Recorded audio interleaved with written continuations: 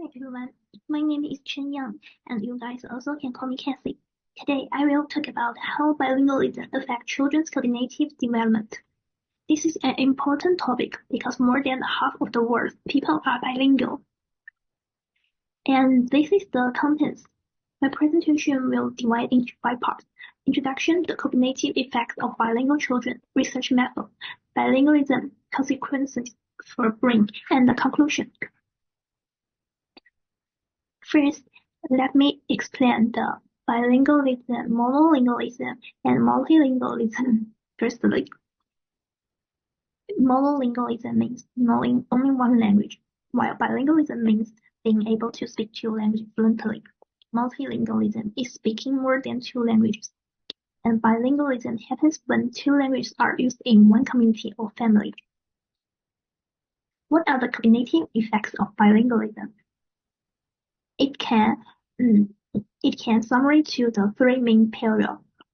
Many years ago, people thought bilingualism was bad for children's development.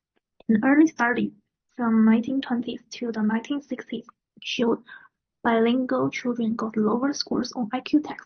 However, this conclusion was incorrect because researchers later discovered that the lower scores were due to the socio-economic factor.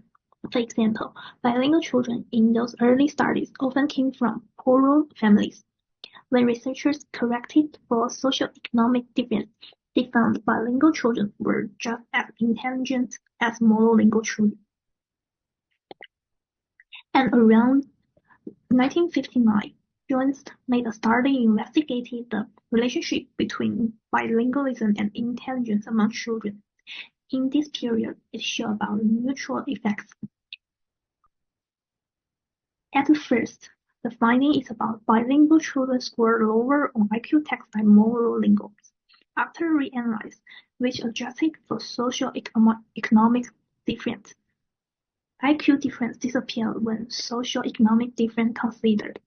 Finally, it showed that bilingualism had no impact on children's intelligence. In the 1960s, researchers Kiel and Lambert did a famous study in Canada.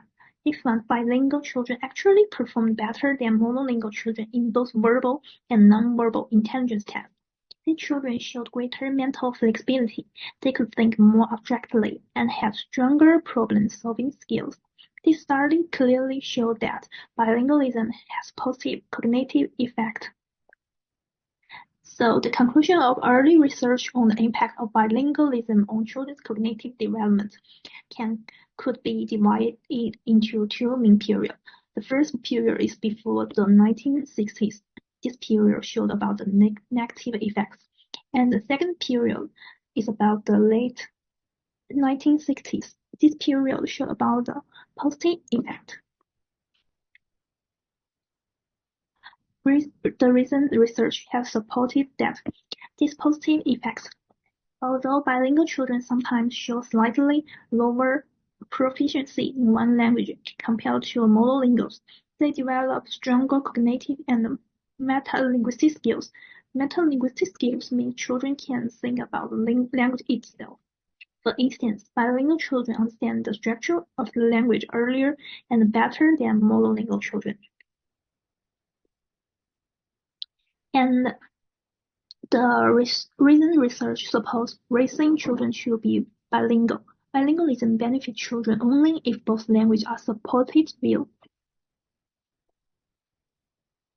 Another interesting finding is about bilingual infants. Research has shown that bilingual infants do not confuse their language. They learn each language separately, even though they might borrow words between languages. Bilingual infants also have better phonetic awareness. By 10 months old, monolingual babies lose the ability to hear certain sounds that are not in their language. However, bilingual babies keep the ability to recognize sounds from multiple languages. The context for examining how bilingualism affects cognitive ability is functional neuroplasticity. that is the study of how experience modifies brain structure and brain function. In this case, let's move to the next part, children's brain development. Linguistic research helps explain this cognitive difference. The researchers had, based on the previous research between 2000 and 2013, include 10 peer-reviewed articles to analyze the data for finding. The figures show the experiment background, and you guys can look about it. The participants came from United States, Japan, United Kingdom, Canada, Germany, and Finland. Researchers based on these 10 different studies to analyze the data. Based on the data, I made a short literature review about this.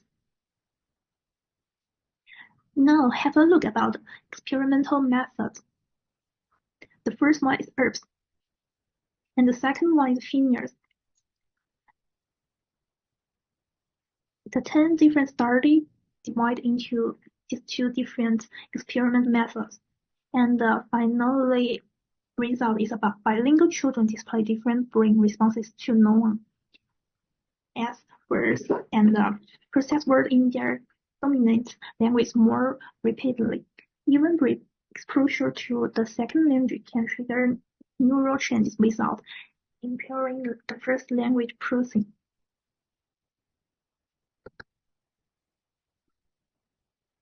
In conclusion, current evidence strongly supports bilingual upbringing for children as long as those languages are valued and practiced regularly. Bilingualism doesn't automatically mean higher intelligence, but it definitely supports cognitive skills like flexibility, problem solving, and linguistic awareness. Therefore, raising children bilingually can provide them with significant advantage in cognitive development. Now here is the question and answer part. You guys can take a few minutes to think about these questions. And the following YouTube link is being bilingual good for your brain? The topic of the video released by BBC News.